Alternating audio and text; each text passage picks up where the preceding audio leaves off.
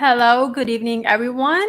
Welcome to Inside Sports Talk with your host, Joanna Roselli. Hope everyone is having a beautiful and wonderful Thursday. We are coming to you on a special day and a special schedule due to the NBA Finals happening on Wednesday and the NBA All-Star game, the MLB All-Star game on Tuesday night. Of course, that trumped our show. So we're coming here to you on this beautiful Thursday at 7, just after 7 p.m. tonight. And we'll be covering a lot of news that have been happening throughout the day with MLB, NBA, talking a little bit about the NBA Finals games 4, do a little recap and looking ahead and what's to come in games 5 and 6. Talking a little bit of the Olympic Games as well as a COVID outbreak, which has been the news of the day. But I am joined here with my co-host, Ed Cole. And today we also have a very special guest, Criss Partee. He is a writer for FullPressCoverage.com and also host of the Courtside Crossover podcast, joining us here tonight in the first top of the hour. Hi, Criss. How are you today? Johanna, Ed, how y'all doing? Thanks for having me on. Hey, Criss, how are you, my brother? I'm doing pretty good. Just enjoying this NBA Finals and the All-Star game the other night. It's just a lot going on in sports, and this time a year ago we had nothing, so I'm happy.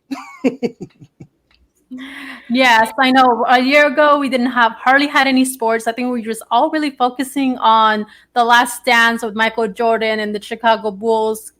Yeah. Go ahead, and 1 year later we have all sports galore. Like, seriously, we have baseball, we have basketball, we have soccer, we have like everything at the same time going on. You name it, it's here. So, but it's really good, and I'm enjoying it. Definitely. So, and how are you today, Ed? I'm good. Yeah, just excited. We got through game 4, and like you and Criss said, there's so much sports and so much stuff to cover. And a year ago at this time we had nothing, so it's really great that we're in the mad rush for sports. And it's like, oh my gosh, goodness gracious, where do we pick? We just pick up from one sport, go to the next one. It's so much stuff to go through, and it's awesome. It's all back.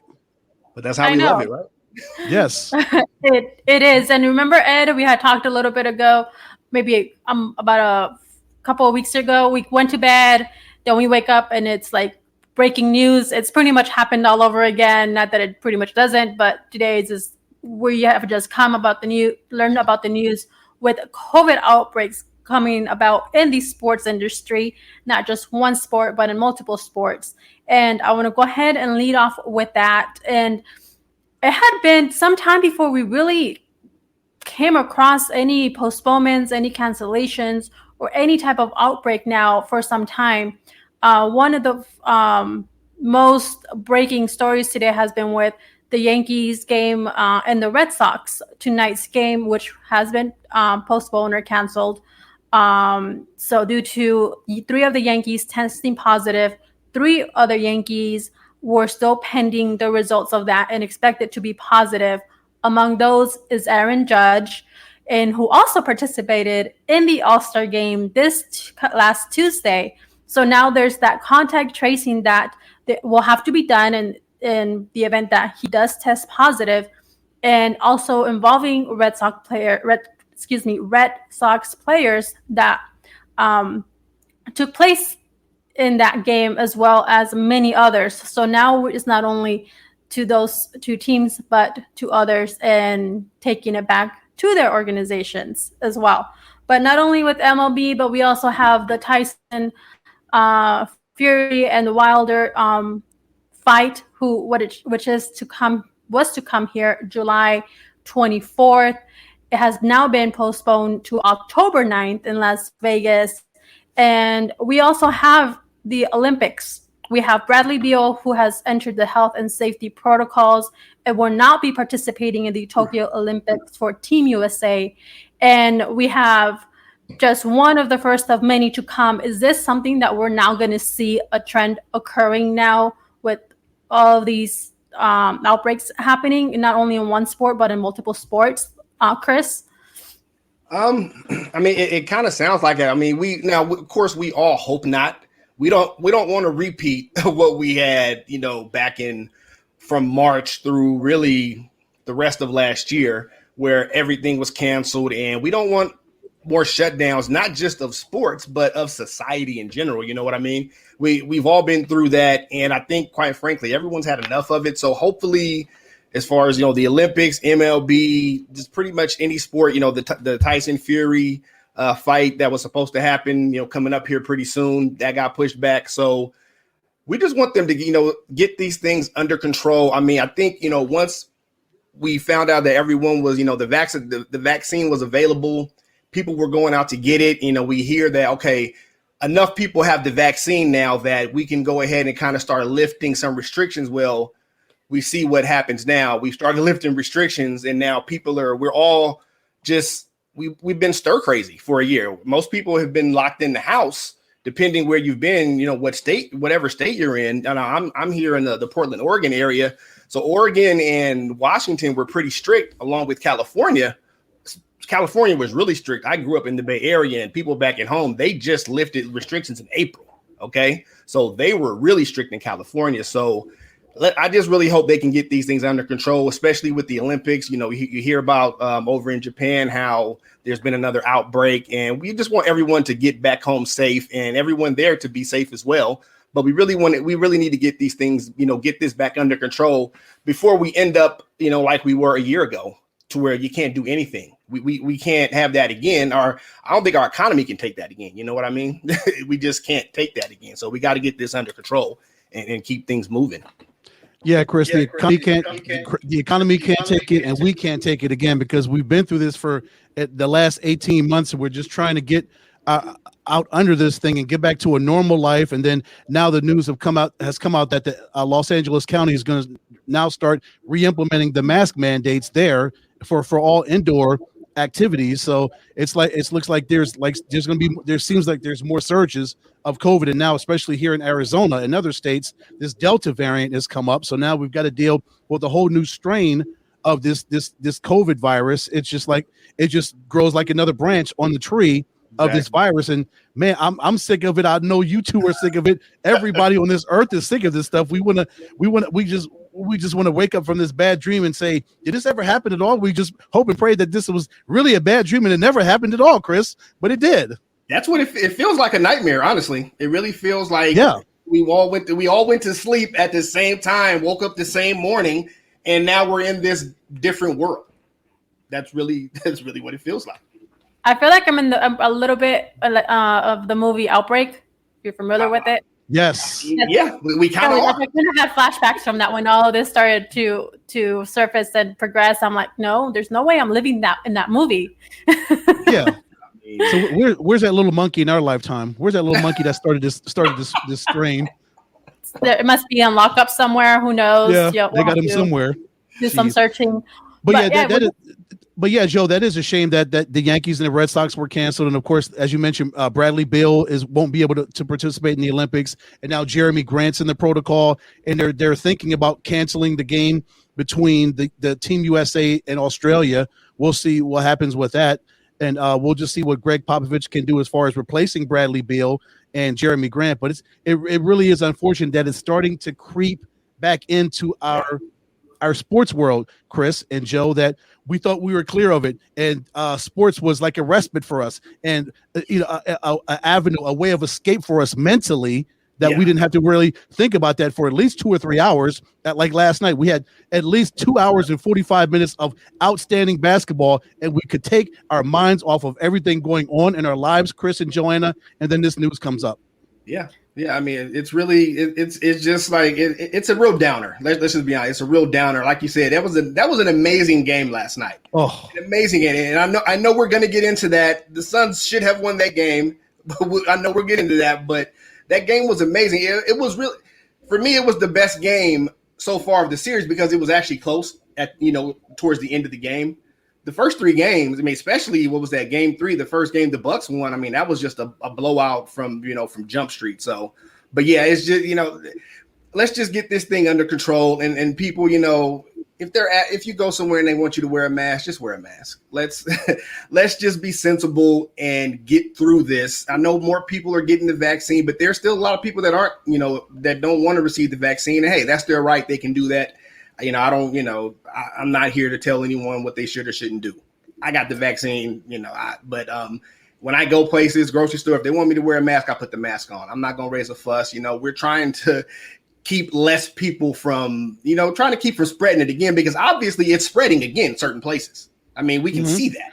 This is not just something that's being made up. It's happening. It's right in front of us.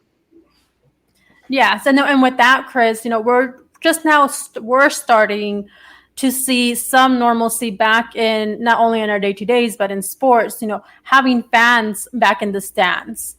Something not only us, as fans, as sports writers, as media covering the sport, but also the athletes. And now it's like we're taking a little bit of a step back. What is this going to mean if we're coming back full circle in a way to where we were, or taking 10 steps back to where we were last year, and having some type of a shutdown? Is that going to happen again? Yes, we're wearing the mask. A lot of these places now, or these teams and leagues now are accepting fans into, like I mentioned there. And some are still having, like the Olympics. You're not going to have fans there. Nope. And it's only going to be the athletes. But now, even with that, we're having the athletes. We have Criss Partee, who contracted COVID during the playoffs and was able to get out of that. Even he, who was vaccinated, which is what was reported, but still had an effect there. So what does this mean? Even if we're vaccinated, it's still something to worry about, and not to think, oh, I'm out of the woods, especially with the Delta variant and everything that is going on with that as it progresses. That it is a fluid situation still. Definitely. I mean, like you said, Criss Partee, he missed time with COVID. So, I mean, it's certainly still, now it doesn't seem to be as bad as it once was, but again, these new breakouts, and, like you said, it's happening, Joe, you mentioned it's happening in multiple sports. So it's not like it's just confined to one area. I mean, we're seeing it in different parts of the world as well, still going on. So, I mean, I guess, we can all hope for the best. I mean, that's, the most we can do. We all have to do our part. As far as, whatever that is, whatever you think your part is, that's what you need to do. But, we don't want to look up in a couple weeks and then the NFL is saying, okay, yeah, we're not going to have as many fans in stadiums again. Although we all know the NFL is about their money. So I doubt they're going to do that. The NFL is about their money, and they lost enough of it last season because there weren't fans until later in the season for most stadiums. So I doubt they're going to do that, but we just don't want really another shutdown. Some restrictions, okay, but another full-on shutdown, I just don't know what that's going to bring about. It's going to be too much for most people. I honestly think that. Yeah, Chris, it would be unfortunate if we do have another outbreak of that magnitude. Let's hope and pray that does not happen.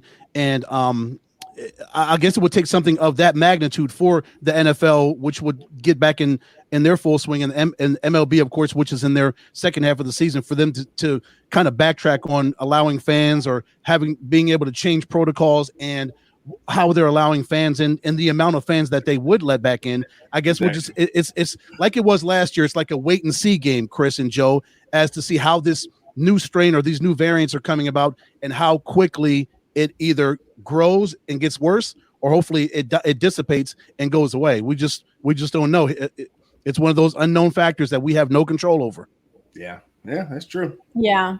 Hopefully it's something that can be, we can put a stop to as a community, and not have to face something like we did last year. Because I will say, finally, it's nice to go back and being able to cover the sport, as a media, being able to have some type of access to the venues and the players in some sense.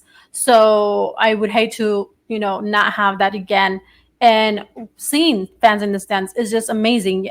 Yesterday, I covered the watch party for the Suns that happened here in Chase Field, which was amazing. Seeing the fans and everyone together and being to be a part of that was phenomenal. And being able to be a part and taking in these moments and as media, even more. So hopefully that's something we don't have to face back to what we did last year and be able to enjoy the sports now that they're coming back. But with that, and talking NBA Finals, let's go ahead and dive a little bit into that. It was a game 4 of the NBA Finals between the Suns and the Bucks, and that is now even. The Bucks got even with the Phoenix Suns, which was a very close game, very intense nonetheless. It was so much more aggressive, and yes, one of the best games to watch. Yes. It was I can't even describe how I felt. I don't even have words. I can't even express it. Yeah, that was unbelievable. That was crazy. I would have it on my DVR, which I plan to go back and watch the full thing again in my couch. But I want to go ahead and just do a little bit of recap before we go ahead and do a little bit of preview going into Saturday's game, which is game 5, which was now the series is going to 6 games. We have ourselves a series, and which is what we expected with the Suns going to Milwaukee, and the Bucks did exactly what they needed to do, and more. So with that, there were a lot of mistakes that happened, but also there's a couple of things that also concern me, or a couple of players that concern me, which are Chris Paul and Devin Booker, that I want to go ahead and dive into as well. But first off, I want to go ahead and ask you, Chris, what are some strengths and weaknesses that you saw out of this game 4, or that shifted from the earlier in the series, which is what we saw in games 1 and 2, which Suns have home court advantage, and going into Milwaukee and having that disadvantage there? Well, Joe, you mentioned it. You mentioned the intensity, the intensity for not just of the game in itself or the series in itself. I think once the Milwaukee Bucks got back home to Milwaukee, the intensity ratcheted up. For one, you're down 0-2 at that point, right? So you can't lose game 3. I mean, we've never seen anyone come back from 3-0. Now 3-1 has happened, but we've never seen anyone come back from being down 0-3 in a play. Definitely not in the finals. We've never seen that. So as the Bucks, you have to come out in game 3 and be the more intense team. And I think we saw that game 4. I know because they blew the Suns out in game 3, right? That game, it just was never really close. Game 4, I'm just going to be honest. I said it a few minutes ago. The Suns had that game. It seemed like they controlled that game for really the first, 40 to 42 minutes of the game. That last 5 to 6 minutes there, the Bucks really came in and took that game over. I don't know what was going on with your boy Chris Paul. I don't know if he's injured. I don't know if he had the bubble guts last night. I don't know what happened to him last night. He was turning the ball over left and right. Chris Paul doesn't turn the ball over, okay? There's a reason they call him the point guard. He doesn't really turn the ball over. He's a true traditional basketball point guard. I mean, that's what he does. I mean, he holds the point guard position down more than really, especially anyone almost in his era as far as being a traditional point guard. Overall, though, the Suns, I think they had 17 turnovers last night to 5 for the Bucks. You lose the turnover battle by that much, you're probably going to lose that game. And the game was close. It was there for them to win. We saw Giannis Antetokounmpo make a huge play towards the end of the game on that lob that was going to DeAndre Ayton, where he blocked it, and that pretty much saved the game right there for the Bucks. But yeah, I mean, like I said, it's just really, for me, it was the intensity of the Bucks. And of course, we know when you go home, that gives, your team overall, but especially your role players, role players usually play better at home anyway. The first 2 games of the series, Drew Holiday, it was almost, he might as well not have been on the court in Phoenix, those first 2 games, Drew Holiday.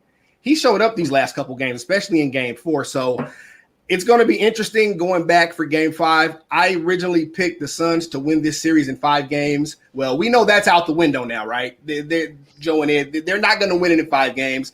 I still think they win it, but I think I see this series going 7 now. Devin Booker needs help. They cannot win this series if Chris Paul does not score as well. It's great. He's going to get his assists. We know that. That's what Chris Paul does.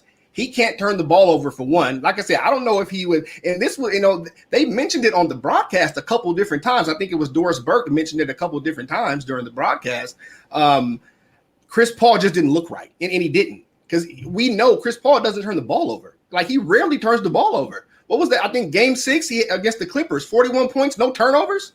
Criss Paul is not a turnover machine. We know that. So for him to have as many turnovers as he did last night, something had to be going on there. I don't know what. I don't know if you guys have heard something, actually being down in the area. I'm not, but it was just really strange to me. But Devin Booker's going to need help. As great as he was, I thought he was going to put 50 on him, to be honest with you, because the way he got started, I'm like, oh, yeah, he's going for 50 tonight. I think I tweeted that out too. But Criss Paul has to show up. He needs to score for them. He can't just be an assist guy. It's great that he gets guys in position, but he's got to score too. Devin Booker needs his road dog with him. Can't have 10 points out of Criss Paul. You can't win like that. Yeah, and you can't have DeAndre Ayton score 6 points in the first quarter, Chris, and then score nothing after that. What happened? Yeah, what happened? Yeah, totally unacceptable. I mean, was everybody with the Suns in awe of what D Book was doing, and they just stepped back and said, "Okay, Devin, go ahead and do your thing. We see this is your night. You go ahead and do your thing." Or do you attribute it to Milwaukee's game plan defensively, because it was just one of those defensive struggles? Guys, they were just going back and forth, and I loved every minute of it, because that is a defensive battle. If you were in it for the 3-pointers, then that was not the game for you, because both of those teams missed a lot of 3-pointers, but the defense was great. And as you mentioned, Chris, that 17-5 turnover ratio. So I'm looking. So in these finals, trending, and Joe and I talked about this before the game. From a turnover standpoint, the Suns are trending in the wrong direction. Game 1, they had 9 turnovers. Game 2, 12. Game 3, 14. And then 17 last night. That's not trending in the right direction. And CP's got no, it's going up. And CP's got 17 turnovers in the finals. So if you continue to do that, you're not going to win basketball games, like you mentioned, Chris. And also the fact that Milwaukee was so strong on the offensive glass last night, also 17-5 ratio. And then they beat them on the fast break points, 15-0, and second chance points, clearly, because they had 17 offensive rebounds. You're going to dominate on the second chance points, 19-7. Oh, yeah. And I totally agree with you, Chris, that there has to be something wrong with Criss Paul. This games 3 and 4, the Suns that we saw in facing the Bucks were a totally different team from games 1 and 2. But not only that, even going back to what we saw with the Clippers and to what we saw with the Nuggets. So I will go ahead and I will give you my take on what I think could be happening there. But first, the high turnover rate. Yes, that is something that totally killed them. The Suns had the game towards the end, they just got away from their fingers. Like, they're really just like tip of their fingers right there. But they need to work on that. They need to have the clock be their friend. That's one of the things that I see. Yes, great that they move the ball, that they're fast and they have to get that moving and to shoot the ball. But when it comes to pivotal moments like we saw last night, they kind of got a little bit impatient and they wanted to shoot for those threes and get rid of that ball. When you're coming to a fourth quarter in a pivotal moment, you need to strategically know how to place the ball and where to shoot and how to shoot it. It seems like they were just wanting to go for the win, and it just got away from them. It's what I saw there.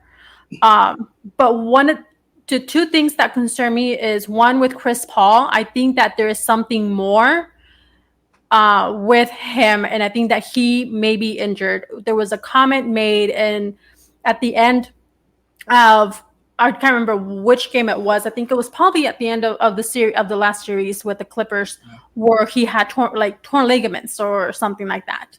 But in his hand, yes. Yeah, I remember hearing that. Yeah, so he kind of just brushed it off and didn't make a deal of all of it, and kind of like it's nothing. But ever since he injured his shoulder, we have seen him struggle, and he's gotten better. But now, even with the rest, yes, that did help him. But when you're having games such as these, even if you have 2-day rest, you still the intensity. We named it. How intense and aggressive that these both teams are playing. That's going to take a toll on your physical aspect in your play, and I think that's one of the things that's taking a toll with Chris Paul. I think Monty Williams needs to probably have a little bit more of a 50-50 or 60-40 bench time and court time with Chris Paul if that is the issue. Right now, they're not going to want to say anything because it's the finals. It's going to be a big thing. I'm sure that more light is going to come once the finals are over and shed some more light on that. But also with that, Devin Booker in the same aspect kind of concerns me a little bit because sometimes I see that his play does change ever since he broke his nose, that broken nose in Game 2 of the Western Conference Finals. So if you notice, sometimes, he may get a little bit, distant, or he doesn't get as aggressive and doesn't get in there as much as we typically would see Devin Booker do. And that's another thing that does concern me with the Phoenix Suns and these two players. Yeah, I mean, as far as Devin Booker, I mean, yeah, you can see it ever since he broke his nose. I think it was against the Clippers, right? I think it was against the Clippers. Yeah, that Game series. 2 of the Western Finals, yes. Yeah, where he broke his nose. You can see since he's come back, especially those first couple games back, the mask, for one, was bothering him. It was bothering his shooting. Mm-hmm. But I wouldn't be surprised if he was a little hesitant to even go inside sometimes because you don't want to get hit in the face again. You know what I mean? Your nose was just broken, so it's not fully healed yet. That just happened a couple weeks ago. So I wouldn't be surprised if, yes, he was a little hesitant, especially when going inside, because you go inside and you got guys in there 6'8", 6'9", 230, 240, 250 pounds. Arms are flailing everywhere, bodies are flying around. All it takes is one good smack to the face, and he may be out a lot longer, and Phoenix is not going to win this without him. He needs to get through this series. Like, they need him. Chris Paul may be the most important player, but Devin Booker is their best player on the team. And he's been the best player on this team for, really since he got there, 5-6 years ago. So, another player, just real quick, I want to bring up Cam Johnson. I think Cam Johnson needs a little more. He's getting playing time. I think he needs more touches, honestly, especially going back home. Like we said before, role players usually play better at home in series, especially in the finals. This young kid, I mean, he's in his second year. He's going to, in my opinion, he's going to be really good. I mean, you guys got a gem right there, honestly. You got a gem right there. I won't even say a hidden gem because even coming out of North Carolina, people thought he would be good. I think he can be really good. I think he needs more touches. He's getting his shots. And I mean, that dunk he had the other night over who did he dunk over the other night? Where he just murdered him. Yeah, I can't remember who it is, but yes. My man that used to play with Houston. But yeah, I mean, that was a true.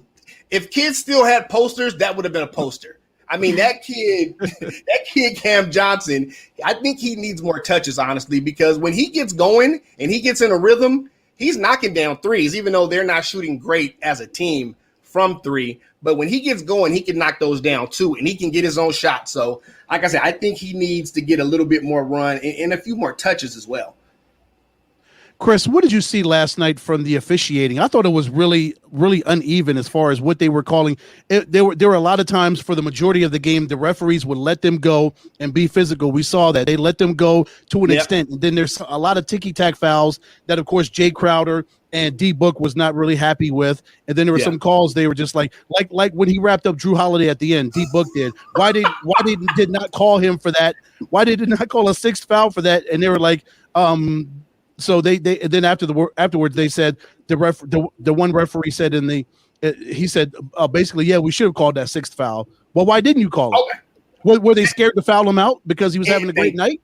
Thank you, Ed, because that's what I was gonna say. Well, why didn't you? If you know you should have called it out, called the foul, why didn't you? And that's my thing.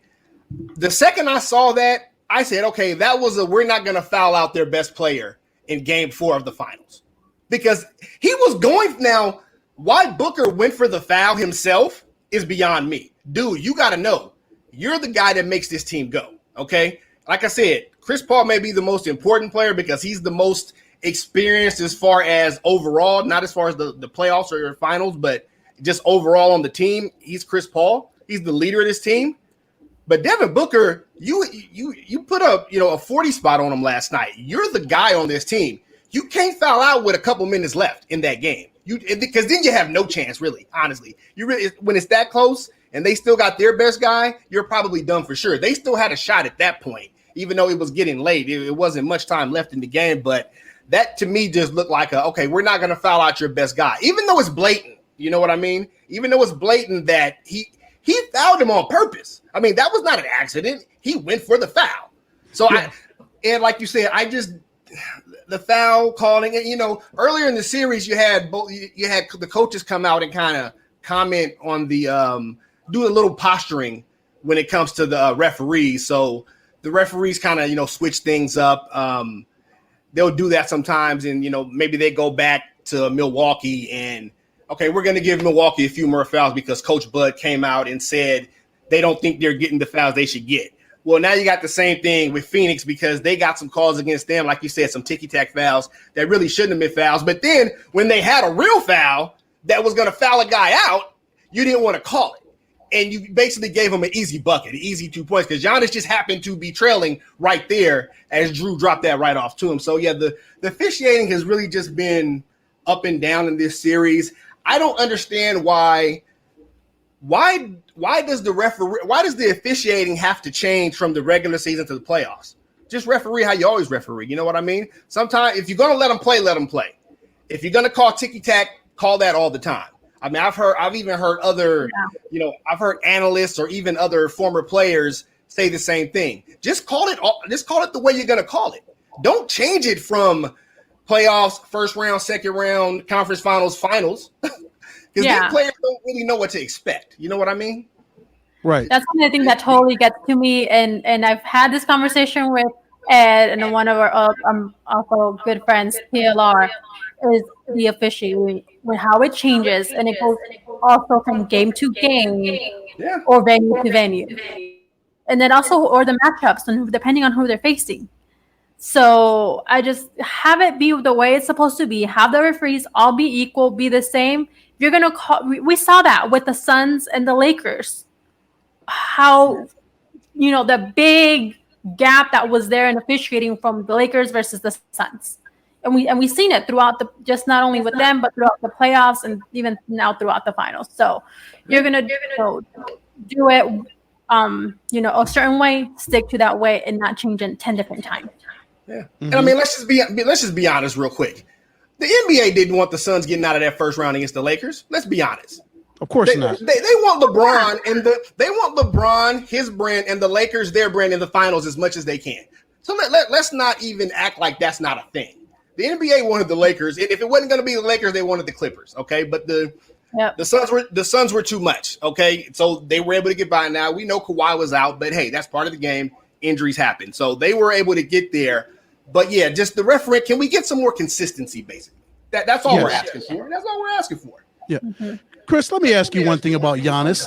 Why is the NBA letting him get away with the free throws and this whole crazy animation, this stupid thing he does when he goes through the motions before he gets the ball, and this whole process is way more than 10 seconds. Why is he allowed to get away with this stuff? Let's see, Ed. He's a two-time MVP, right? He's a one-time defensive player of the year, all NBA. I mean, you can just keep going and going and going. As of right now, I don't know if you would say he's the biggest star because Criss Paul is a big star too. Criss Paul is, if you notice, he's on every State Farm commercial, especially in this series, right? You're seeing every time they go to a break, the first thing is State Farm. He's everywhere. But as far as accolades on the court, it's Giannis. So he's kind of that representative. So they're going to let some things slide with him. If he was a role player, they would definitely, because you can hear the crowd counting from the time he starts. Sometimes they get to 15. So even if they're a couple seconds early, he's still going 2-3 seconds over what he should.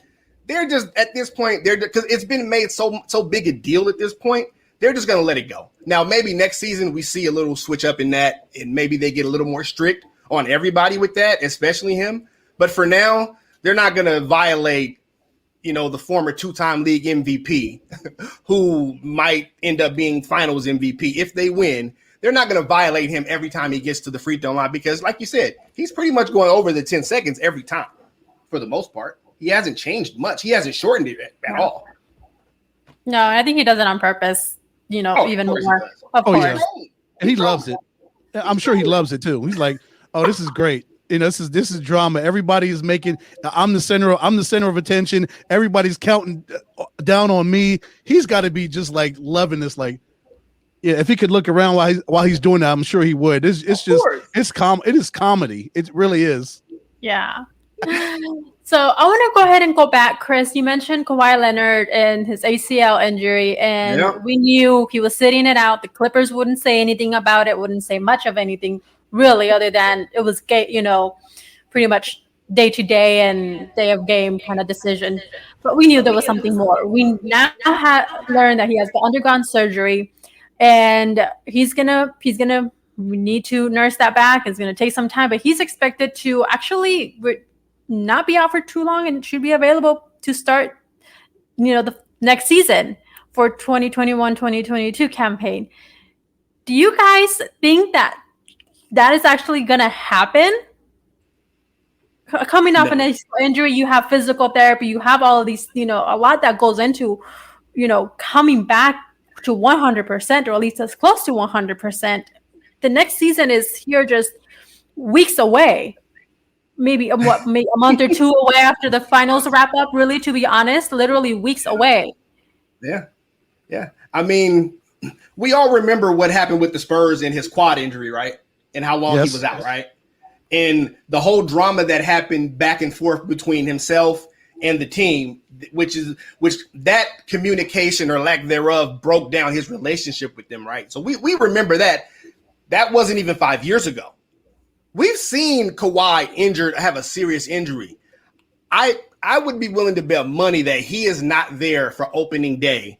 And what was that? Is it late October they start the regular season, something like that? Late October, something like that, or mid to late October? Yeah. Mm-hmm. I would be willing to bet money that he's not on the court starting, or even coming off the bench, whatever they want to do. I would be willing to bet money he's not there. I'm looking more at the All-Star break. For him to be back, maybe right after the All-Star break, because he's going to be cautious. After the injury, it just seems like when Kawhi has an injury that's a little more serious, especially since that injury in San Antonio with the quad, it just seems like he's going to be cautious and he's going to go with what him and his team feel is best for his body. The team can say one thing, because we saw what happened with the Spurs. They can say one thing. They can say, oh, yeah, you're ready to go. You're good. You can get back out there now. If he don't feel 100%, and I've heard this from different people, I had Andrew Greif. He covers the Clippers for the LA Times. I had him on my podcast a couple weeks ago during the Suns and Clippers series.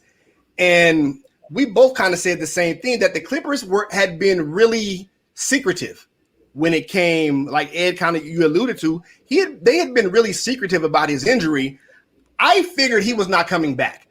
Even if they had got past the Suns somehow without him and got to the finals, I just didn't see him playing again this year because we've seen his history, okay? We've seen what happens when he feels he's seriously injured. He's not going to push it. And, hey, some guys will push it, some guys won't. I don't question athletes on their injuries. You know your body better than I do. I don't question people on that. So I don't know who's saying that he's going to be back by the beginning of the next season. I just don't see it happening. Honestly, I don't see it happening.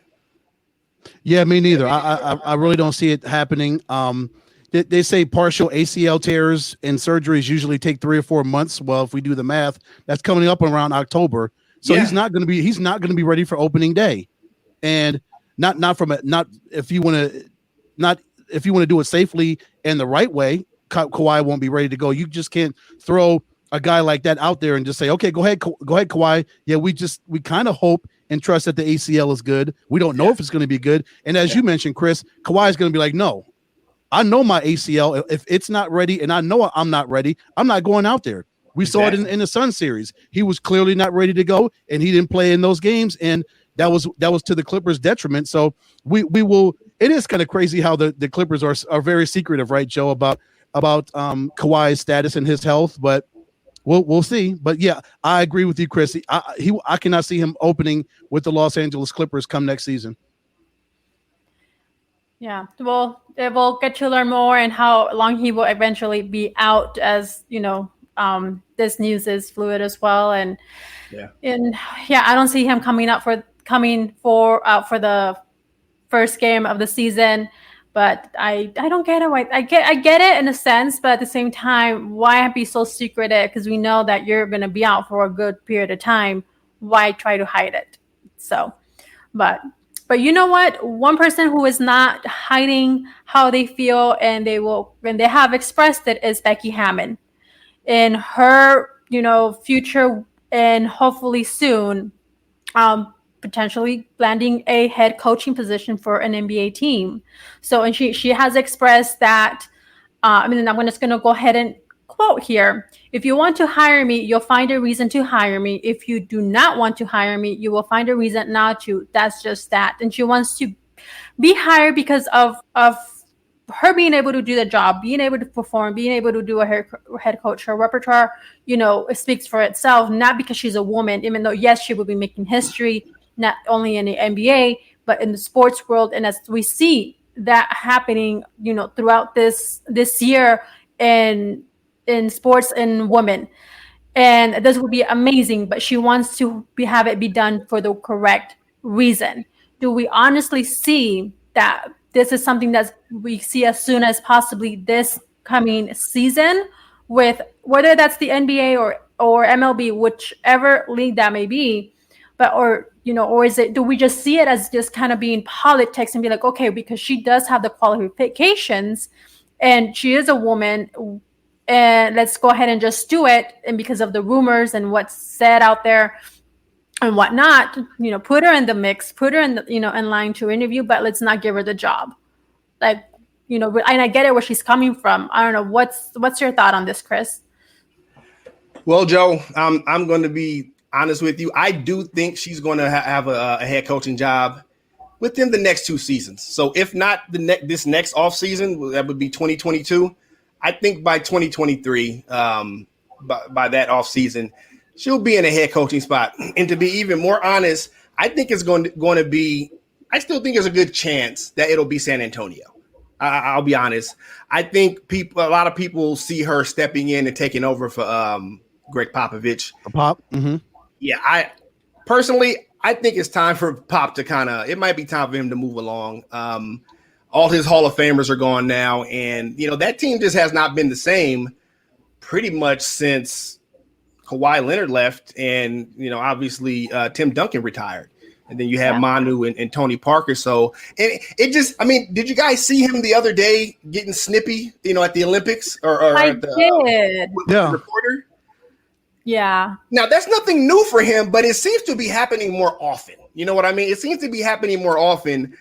I just think he's getting to a point to where he's kind of tired of dealing with people. just honestly, I think he might be just tired of dealing with the dog and pony show a lot of times, and he doesn't respect a lot of the questions that come in from reporters after the game, before the game, whatever it is. Because you can tell in his sarcasm, the way he responds at times, that he just doesn't respect some of these people and the questions they're answering, or he's just like over it. You know what I mean? He's been doing it for so long. He's been their head coach for like damn near 30 years, like 25 years, whatever it is. So it just seems like he's kind of over it. But, going back to Becky Hammon, I do think it kind of is one of those things. I think this time around, as far as the head coaching search went, I think it was more her name got thrown out as, we'll give her an interview, kind of like how we talk about with minority head coaching, in the NFL and other places. It's like, it's kind of I don't want to say a token interview, but it's just like, let's give him an interview to say we did it. You know what I mean? I think sometimes it's one of those things, because the reports were coming out that she was probably going to get the job here in Portland. Mm-hmm. But, yes. We know Damian Lillard, he had the guys that he wanted. And that's a whole nother topic for, we're not into that right now, but that's a whole nother topic. But again, reports came out later that she never really was considered that strongly for the job here. Reports came out later after it was already said and done. So, yeah, I think she's correct. Someone's either going to hire her because they want to, or find a reason to not hire her. And it's usually hard for the first person doing something. We all know this, whatever it is. The pioneer, it's usually tougher on them. The ones that come after, it gets a little easier as time goes along. Now, that's not to say that there still aren't obstacles, because, being black and brown here, we understand that there are going to still be obstacles. She's not that, but she's a woman. So it's going to be tougher for her in a male-dominated field, a male-dominated sport, to be the first female head coach. I do think it's going to happen. I think it's going to be Becky. It didn't happen this year, but I think within the next 1 to 2 years, I think it happens. Because sometimes if it goes too long, then it's just kind of like that person's window kind of closes for whatever reason, and then it doesn't happen. You know what I mean? So I think it's got to happen for her within the next couple of years, or she just may move on to something else herself instead of, putting herself through this, because it's got to be a lot for her to deal with. You know what I mean? There were reports that came out about her not being a hard worker and all these things, that she wasn't ready. Now, I don't know whether she is or not. I've heard a lot of good things about her. The players in San Antonio seem to love her, seem to love working with her. So where all these other things came from, I have no idea. I think she gets a job in the next year or two. I really do think it'll be San Antonio, but even if it's not there, I think there's a team in the NBA for her. Definitely. Yeah, I would love to see her take over after Pop. I mean, she's been there for 7 years, so maybe Pop is grooming for her to take over once he's ready to step down. That would be great, that she can just go ahead and fill Pop's shoes. I know she's coached in the summer league, and she's won a summer league title as the first woman head coach to do that. And she's coached in a game when Pop got thrown out. She was thrown into the head coaching position thanks to Pop and his outbursts. But we know Pop is Pop. He is going to be who he is. But I like the fact that she came out and said that, hey, just don't hire me just to be a trophy hire, just because I'd be the first woman to do this. Hire me on my merits and what I'm able to do as an assistant coach and potentially as a head coach for you. Don't just hire me just because I'm a woman and I would look good in front of the cameras and you would be the first organization to have a female head coach. Don't do that. Don't do it from a media standpoint and a marketing standpoint. Hire me because of what I can do for you as a head coach. Can agree more. Totally agree. And we will get to see sooner, hopefully, rather than later, her landing a spot as a head coach in the NBA and being that, she's a pioneer for many, many women in the sports industry. So, but with that, Criss, I know we kept you a little bit over, but that's great. Great sports talk. Yeah. But I do want to go ahead and just take a moment before we do let you go to have our great people who tune into our show know a little bit about the Courtside Crossover podcast and what you do and where they can find you. Okay, yeah. So you can find me at fullpresscoverage.com. I write a few articles a week for them. It's all NBA over there. The Courtside Crossover is also on fullpresscoverage.com. You can find us on iHeartRadio, Spotify, Spreaker, pretty much anywhere where you get your podcasts. I mean, there's like 10 or 12 platforms as far as podcasts go where you can find the platform where you can find the podcast. I've had, different people on there from, other writers. Like I said, I had Andrew Greif on from the LA Times on a couple weeks ago. I have other podcasters on as well. Just people that are involved with working, covering the NBA or do something involving the NBA and just want to come on and talk basketball. Cause like all of us, we love to talk sports in general, but obviously we love to talk basketball too. So that's why this, finals has been just so great for me, just having different people on to talk about the finals and just the playoffs in general. Basketball is my favorite sport. It was always my favorite sport growing up, even though I loved baseball and football as well. But basketball has always been it for me. It's the first sport I ever played organized at like 6 years old. So basketball is always going to have a place in my heart. But yeah, and you can also find me at Criss Partee, that's CRISSPARTEE on Twitter and on Instagram. Oh, Joe, can I ask Criss a real quick question about the Blazers? Go right ahead. Okay, thank you, Joe. I appreciate that. So, Criss, are you excited about the future of the Blazers under Chauncey Billups? What are you going to see? What do you see as the future for them under him? I'll be honest with you. It really is going to depend on what Damian Lillard does. Because, I mean, it's kind of seeming like he may want out at some point.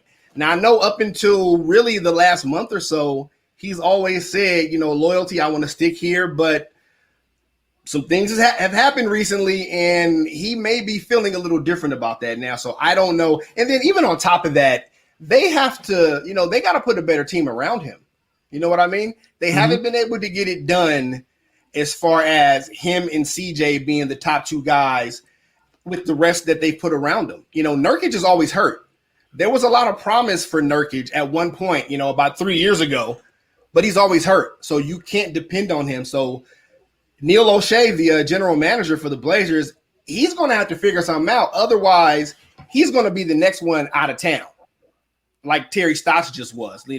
Terry Stotts was there for 9 years, but they don't, and people around here were upset about Terry Stotts getting fired. But I'll tell people, he was there for 9 years. They got to one conference finals and got swept by the Warriors when KD was hurt. Okay, he wasn't going to get them over the hump. It was time to move on. Like, this is not the era of we're going to keep a coach for 20 years, even though he doesn't win. That just doesn't happen anymore.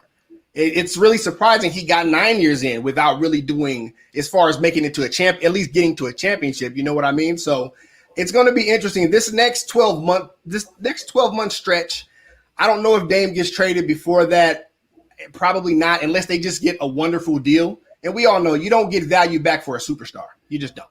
You don't get value back for that, guy that's that high up in the stratosphere as far as being a player in the NBA. So it's going to be interesting. Again, it just all hinges on what Dame does. Because if he leaves, they're probably going to be in trouble, depending on what they get back for him. They're just going to be in trouble. Well, awesome stuff. Thank you very much, Criss. Once again, we'll definitely have you on again soon. If not enough time to talk everything we want, sports, but definitely sooner rather than later, we'll have you on and talk some more. So, but with that, I hope you have a good night. You too, Joe and Ed. I appreciate it. Thank you again for having me on. I'll have to get you guys over on my podcast, one of these days. Absolutely. Of course. Let us know. Let me know. Let Ed know. We'll definitely make it work, and we'll be there. Perfect. Yes, sir. Thank you, Criss. All right. You guys have a good night. You too, brother. Thank you. Thank you.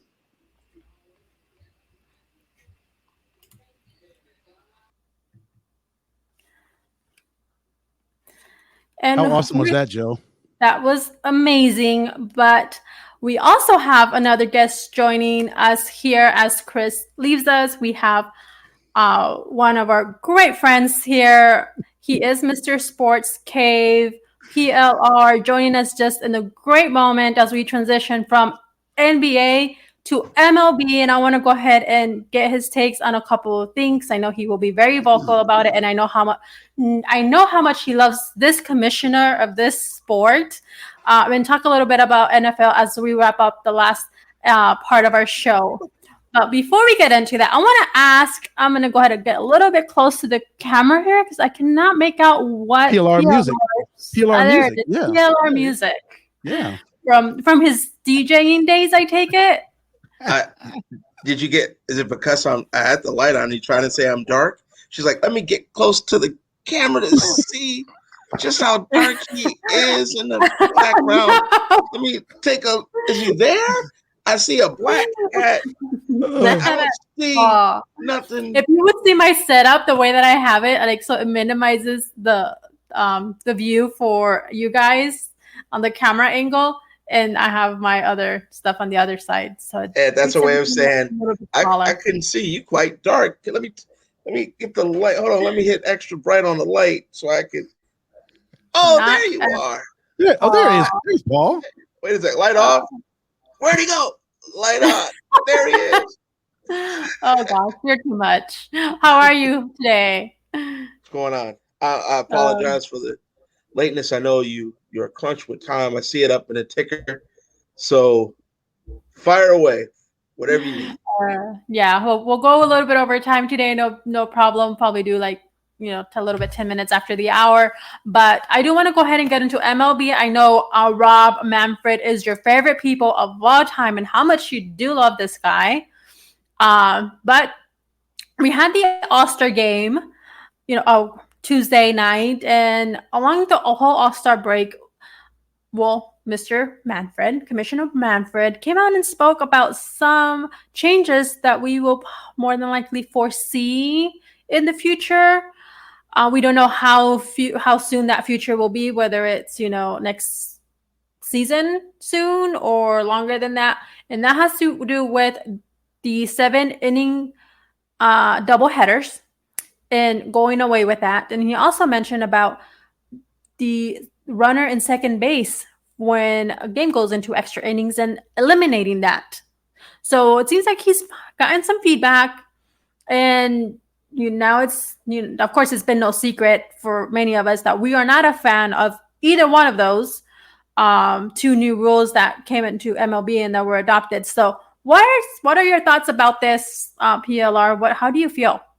I love the rules. I like both of them. I want them both to stay. To be perfectly honest with you, I like them both. There is nothing worse than sitting in that press box in inning number 17 and having your 15th string center fielder pitching because you're trying to save pitchers. At that point, just sacrifice the run and be over, go home. There's nothing worse than that. You can't steal anymore because the analytic nerds, you say you can't do that.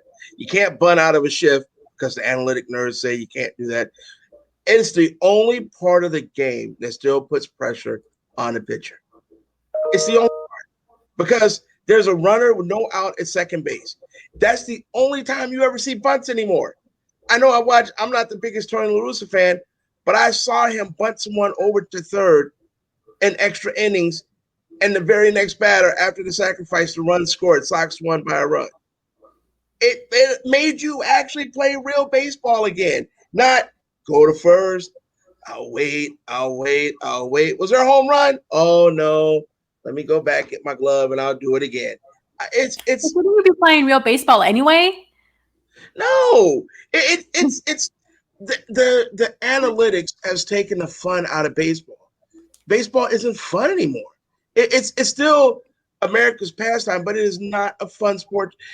You can't tell me if you watch baseball back when Ricky Henderson was playing, Rock Reigns was playing, Tommy Herr was playing, Willie McGee was playing, Vince Coleman was playing. They're running all over the base path. You're getting the ball in play. You're forcing people. St. Louis was great at that. They didn't have a home run hitter. For a while, they had Will Clark before he went back to San Fran, and they had Jack Clark.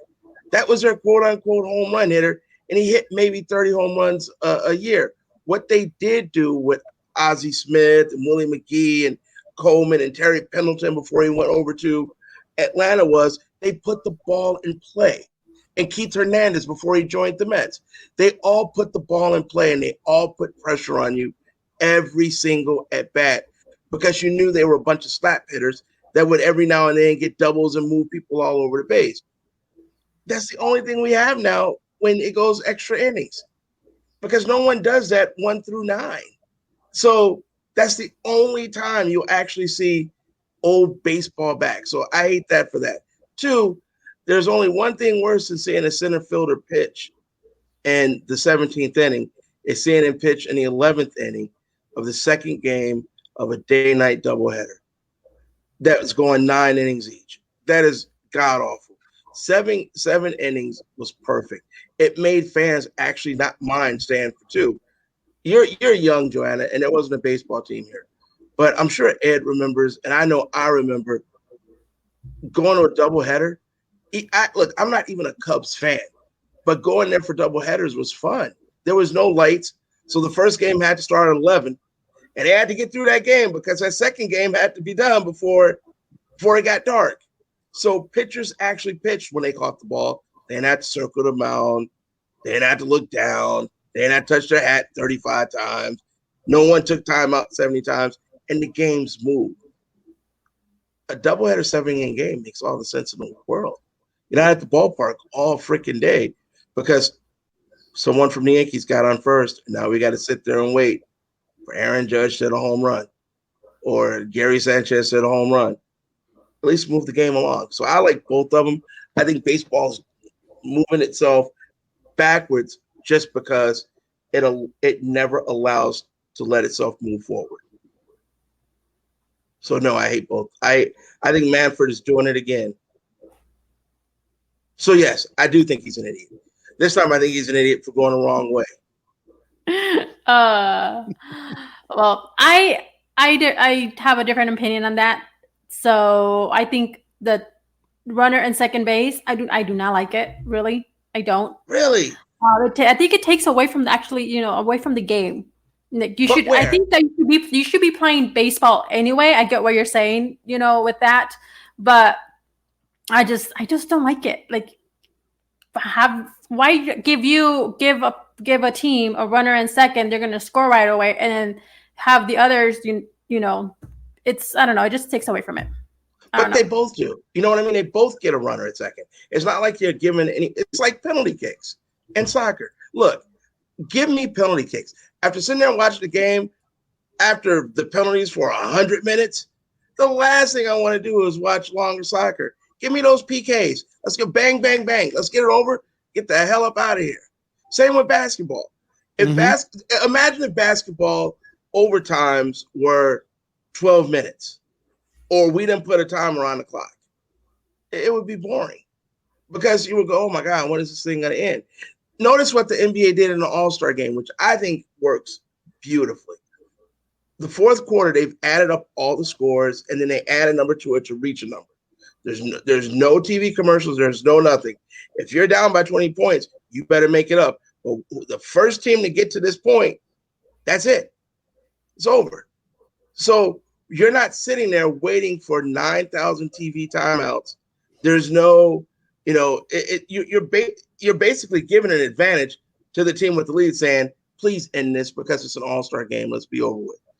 And baseball is so different.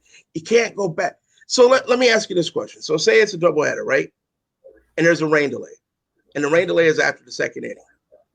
And the rain delay is an hour long, but they got to get these two games in because both teams need these games on their schedule, and it's September. So the first day-night doubleheader starts at say 12 o'clock. Or let's even be nicer, 11 o'clock. They're delayed now until 1 o'clock, but they got to get these games in. You know what you just lost? You just lost a starting pitcher because he can't come back out after sitting for 2 hours. So now you got to bring in another pitcher. Now, if that pitcher gets roughed up early, guess what you got to do? You got to go to another pitcher. Guess who's now not available? Two of the pitchers that you could have used for that second game aren't available because you had to use them for the first game. Yes. In the first game. And now you got to figure out a way to elongate the game without elongating the game, because if you use too many pitchers or you bring in a position player, all he's going to do is give up runs. And heaven forbid someone actually swings at a ball and hits a home run off a position player. So you're just elongating the game. I think the one thing that baseball doesn't get, and I'm with you, the game is such a great game.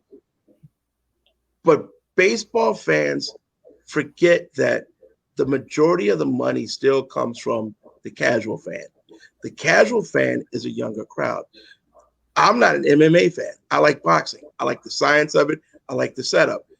Young people don't want to watch a boxing match go 12 rounds. They want 3 rounds, elbow you in the face, kick you in the neck, tap out so they can wear their tap out shirts and talk about how they could beat up the person that just got knocked out. They want it quick. They want it fast. Look at the NFL highlights. Everything is a pass. No one wants to run the ball anymore. Everything is fast, action-based. NBA, 3-pointers. Nobody cares about the mid-range game, even though in the playoffs, that's what wins. But during the season, you don't have time for that. It's threes. Get it up fast. Do this. Baseball's missing the point. You're now doing something that's slowing the game down, and you can't market to an audience when you're saying we're so traditional. This is the way we've always done it, when we're slowly moving from an older style of entertainment to a newer style of entertainment. If you got, I bet you this, it's 8:05. In the old days, if you were hungry, you'd have to know if you're going to be hungry at 8:30 because you better turn that oven on and start getting ready to heat your food up so it'll be ready when you get hungry. But now you don't have to worry about it. You can wait till you're actually hungry. Ding, ding, ding, ding, ding. Microwave, a minute later, you're eating. Baseball doesn't understand. We're now a microwave society. Instead of waiting around watching this slow game, I can flip on cable or Hulu or Netflix or whatever to 8,000 things and flip back and just rewind my DVR back to when the run was scored. So I think this is where they're missing. The game is trying to fight itself to stay the same when it's moving forward, but the analytical geeks aren't doing anything to move it forward. They're doing everything that's slowing it down more. So I think that's why baseball's tough for new fans. It's tough. It is. It's very tough. And I don't disagree with you on the doubleheader situation. Like the runner in second, that's a whole different opinion. On the doubleheaders, yeah, do something to help the players, to help the game. Because yes, I agree with you. Sometimes it can go on for too long. Yeah, speed the game up. If you're gonna do doubleheaders, you want to set it for a certain time. Okay, do 9 innings. Don't let them go any longer than 9 innings. And the way that it ends, if you're gonna do a doubleheader, if it's tied, then just have it be a tie.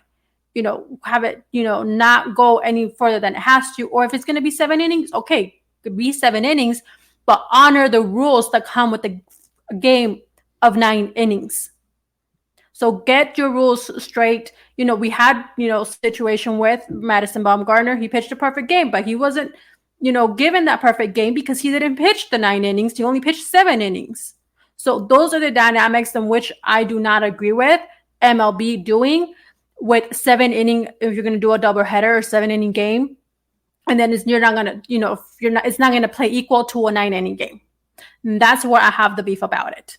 But no, go ahead, make the game better. Have double headers. You're going to have all these games go along and go for 20 innings, but don't take away from the game. Improve it. That's what I have the problem with it. Well, I think they're idiots anyway in terms of this. If you give a game and you set it for 7 innings, whatever records were set in the 7 innings are set in 7 innings. So, in saying that, let's say someone hit 5 home runs in 7 innings. Does that count? Yeah, counts as 5 home runs in the game, right? Yeah. But if you pitch a no-hitter, it doesn't count because it wasn't 9 innings. So, but all the offensive stats, they'll count. But the pitching stat doesn't. See, to me, that's not an issue with the system. It's an issue with these idiots still trying to hold on to yesteryear while still trying to do something that makes sense for today's game. See, I think that's the problem. They're saying offensively, we're going. It's like the Hall of Fame. Pete Rose, you can't come in the Hall of Fame, but your bases, your bats, your balls, your uniform, all that's welcome, but you're not. But not you. And yes. that's been the problem with baseball for so long. And for the older people, and I mean like those writers that have been doing this since in their 60s and their 70s, they got that firm grip on. Well, I remember watching Willie Mays run 55 feet and catch a ball in the hand that didn't have a glove behind his back and throw it to second, and he never took anything. They hold on to that. And if you hit them with stuff like they took uppers, the speed is called greenies. Yeah, but it didn't affect them because they don't want to ever admit that anything that happened in their era could possibly be tarnished or could possibly be bad. So they want to hold those same broken principles to today's game. They're the same people that talk about the sticky tack and all the stuff that they're using now, but they laugh at Phil Niekro with the Brillo pad or a nail file or all the cheating that happened there. And they laugh it off as, it was just part of the game. Listen, the game is changing.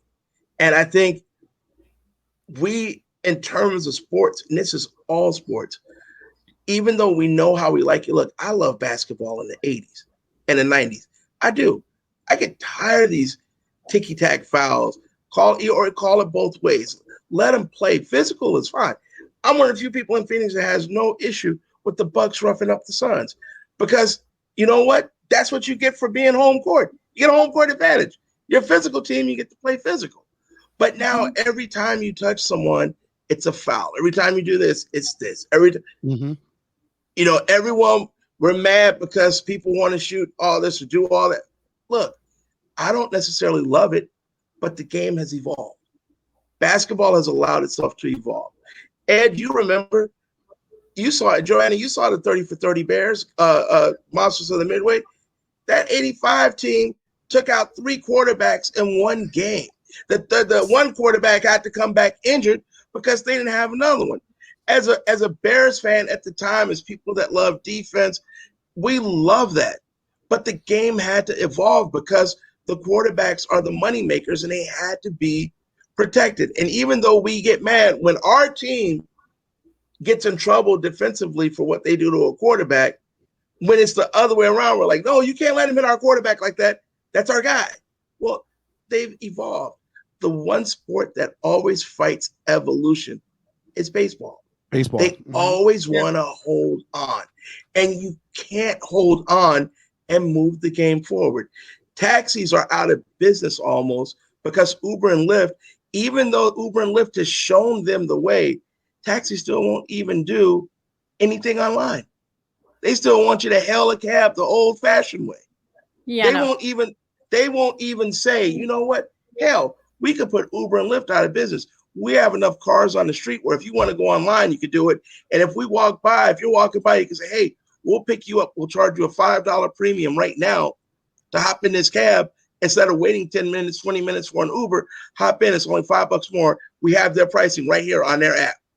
They won't even do that to stay in business because they feel their model is so strong, even though it's dying, they're going to hold on to it. That's what baseball's doing. Yeah. Well, any final thoughts, Ed, before we close out the show? I think Paul said it all best. Okay. That's why we got it. That's why we got him on to wrap it all up. I know, right? Just perfect timing to wrap up the show in a bow. PLR music. Yeah. So before we sign off, PLR, let our awesome people know where they can go ahead and find you. You can find me talking about that idiot Conor McGregor. No, I'm just kidding. You can find me Monday through Friday, 1 o'clock. The Cave Show. Go to the Sports Cave. Cave is with a K. Hit the live button, 1 o'clock, Arizona time. And then you can also get me on the Instagram, the Facebook, and the Twitter at the Sports Cave. Cave is with the K. This website is the Sports Cave. Cave is with the K. And PLR on Sports on Twitter. Yeah. And I'm not sliding into your DMs, guys. I'm not sliding into your DMs. I'm not doing it. What a freaking idiot. Oh, and we're on Spotify and iHeartRadio. The Cave Show brought to you by the Sports Cave. I'm sliding your Ed, I'm sliding your DMs right now. We're going to fight again. I'm an idiot. I can't fight anymore, but I can talk crap. That's stupid. Yeah, I came out with multiple fractures in my leg, but I still fought anyway. Hey, look, who's in a better position? I know you got to go, but I got to ask this. Who's in a better position? Him talking crazy or Dwayne Haskins, whose wife whooped his ass? Yeah. Wow. I'm sorry. He was hiring her as a stripper this time last year, and this year she whooping his ass. Boy, that's a marriage on the rocks. Mm-hmm. No comment for me on that one. Oh, jeez. But Ed, I want to pick up on you. You had a little bit of trouble there breathing. Are you okay? I'm good. It's the PLR effect. I'm sorry. Right? Oh my gosh. I feel you. And it's your do up. What's the place where our awesome people can find you? Of course, right here on Inside Sports Talk on Brother PLR's show, as we ripped it earlier today, the Sports Cave. On Twitter at EdCole43, Instagram at EdwardCole301, and Facebook, Edward Cole. Oh, Paul. Oh, I was barely able to get through that one. My gosh. You guys are too much. But definitely listen to the Sports Cave. Oh my gosh, I can't even speak now. Awesome stuff brought to you by PLR there and talking Conor McGregor and his thoughts on everything.